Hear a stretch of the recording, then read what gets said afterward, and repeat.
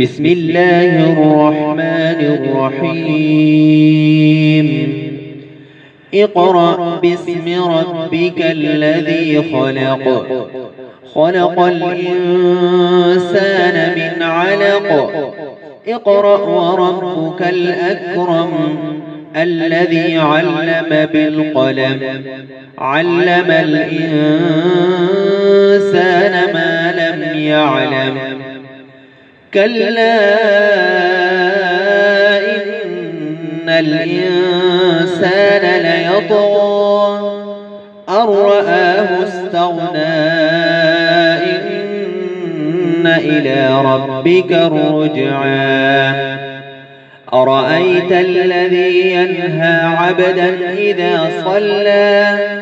أرأيت إن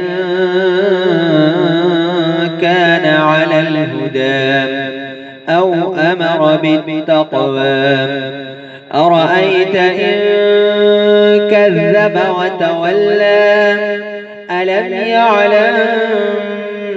بأن الله يرى كلا لئن لم ينته لنسفعا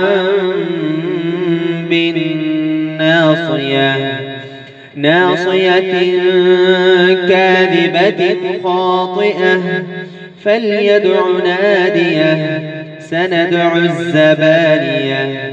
كلا لا تطعه واسجد واقترب